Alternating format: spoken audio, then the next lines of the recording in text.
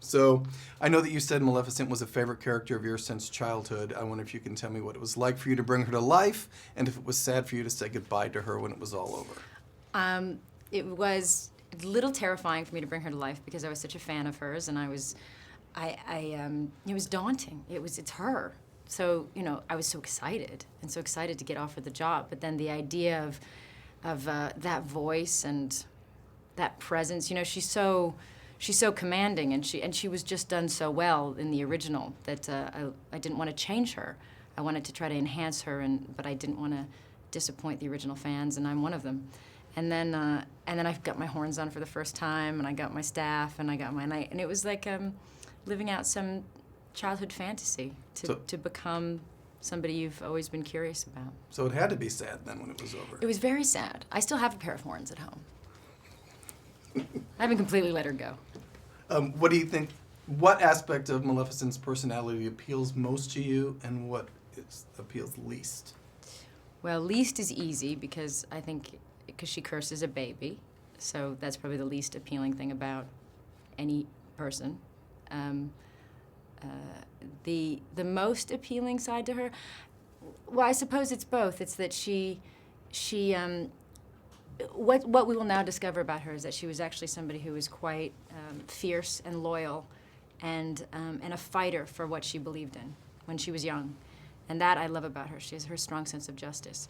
What is the worst thing about her, of course, is that when she gets wounded, she loses that and does the absolute most unjust, horrible thing, and to curse an innocent person. So it's the extremes that she lives through and expresses through the film that I think will make children question many, many things, and I think that's what's good about it. I agree.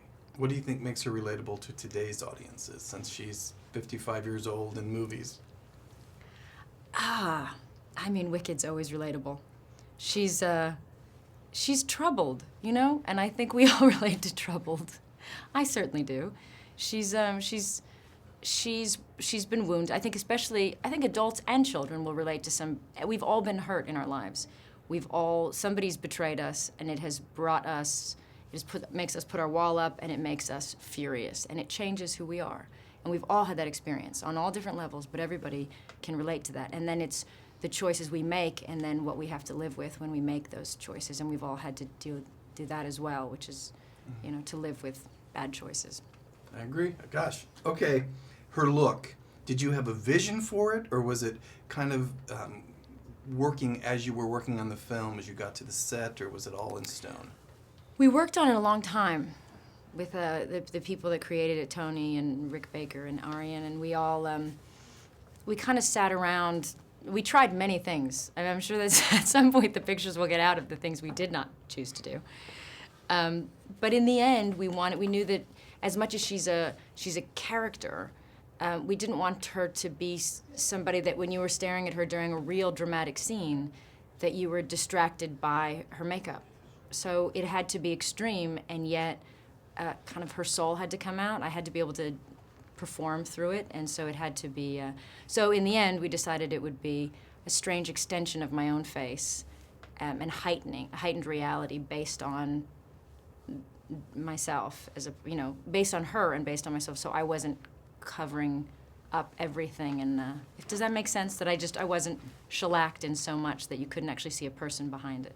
So there's time for one more question for the generic, and I'll go to Elle Fanning, because you have a lot of great scenes with her. What do you think she brought to the role of Aurora that worked so well for the two of you? Now Elle and I are very similar, I think, as women. I'd like to think I'm like her a bit. She's a lovely person. When I was her age, I might have been very, very different from her. And I think what's interesting is that there's a darkness to Maleficent. There was a darkness to me at that age. And Elle is so full of light. She's so full of love. And so there's a lot of humor to be had and charm in the combination of these two, because for as frightening as I can be, her kindness and sweetness and openness is frightening to me and Maleficent, because it's so pure and sweet that it's unnerving. So she's a brilliant actress, and she's so deeply good in this movie as a real serious performance. She's great in this film, but she also brings this magic to her portrayal because she is kind of sparkly. She has something magic about her. Generic interview done.